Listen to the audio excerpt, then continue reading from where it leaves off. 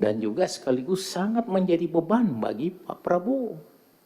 Pembangunan IKN itu hanya sebatas keinginan Presiden Jokowi. Terima kasih pimpinan, sahabat-sahabat teman Komisi 2 yang saya hormati, singkat saja. Kalau kita berbicara Ibu Kota Nusantara, beberapa waktu yang lalu Pak Ketua memimpin kunjungan kerja spesifik ke Kalimantan Timur di IKN.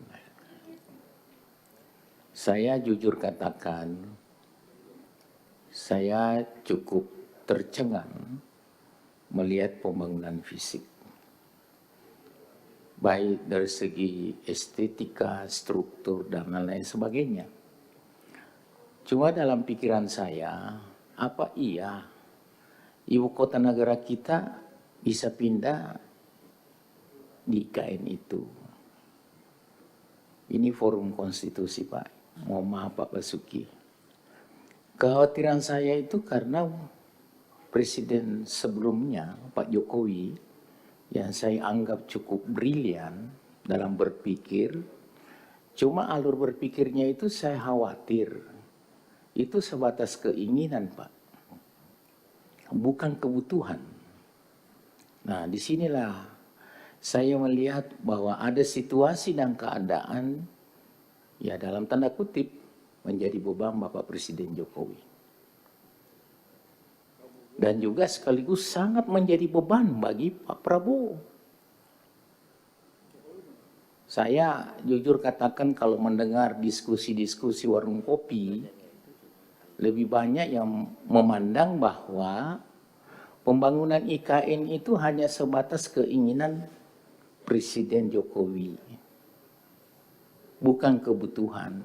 Nah, kondisinya pergantian presiden, ada situasi semangat Bapak Prabowo yang susah dibendung, yaitu ingin swasembada pangan, ingin menuju Indonesia emas dengan misi Astacita, visi Indonesia emas. Tapi lagi-lagi alasan klasik kondisi keuangan negara kita. Nah, olehnya itu pada kesempatan ini saya punya pandangan, izinkan Pak Ketua. Dari fraksi Golkar berpandangan bahwa harga mati mendukung program Astacita, tapi tentu dalam persimpangan pemikiran, apa iya dengan semangat pemaparan dari Pak Basuki tadi selaku Ketua Otoritas IKN, bisa berbanding lurus, minimal lah berbanding lurus dengan semangat Bapak Prabowo. Karena semangat Pak Prabowo ini betul-betul kita sudah bisa membayangkan seperti apa endingnya, Pak. Ini 280 juta jiwa yang dipikirkan oleh Pak Prabowo, bukan jumlah yang sedikit. Persoalan Republik ini bukan hanya persoalan makan gizi gratis, bukan hanya persoalan P3K, banyak persoalan-persoalan lain. Nah, olehnya itu selaku mitra, saya hanya punya pandangan bahwa marilah ikan itu berinovasi untuk melahirkan fungsi-fungsi manajerial dalam membangun IKN. Saya waktu pertama mendengar ide itu, maaf Pak Basuki, saya masih wali kota Pak, saya dalam hati saya melawan, merontak. Apa iya dalam kondisi negara kita seperti ini mau memindahkan republik ini, ibu kota republik ini? Pemikiran saya sebagai orang yang tidak punya apa-apa hanya karena dipercaya oleh rakyat memimpin sebuah daerah. Kenapa sih di semua kementerian itu dibawa ke provinsi ke provinsi? Kementerian Pertanian, kantor pusat Kementerian Pertanian di Sulawesi Selatan, kehutanan di Papua. Sehingga multiplier efeknya dari segi uang yang beredar itu kemana-mana.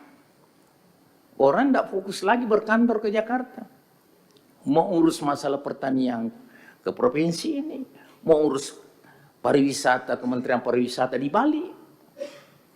Itu pemikiran saya, Pak.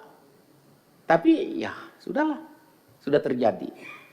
Bukan uang sedikit yang sudah terinvestasi di sana. Yang kedua, ada janji dan harapan pada waktu itu bahwa perkuatan pembangunan IKN ini adalah investor, para investor, investasi. Tapi kenyataannya beban negara tuh bertumpu APBN. Ini untung-untung masih ada yang menetes sekian triliun. Jadi saya, Pak, dari fraksi Golkar mempunyai pandangan, tolonglah manajemen otoritas IKN cukup bijak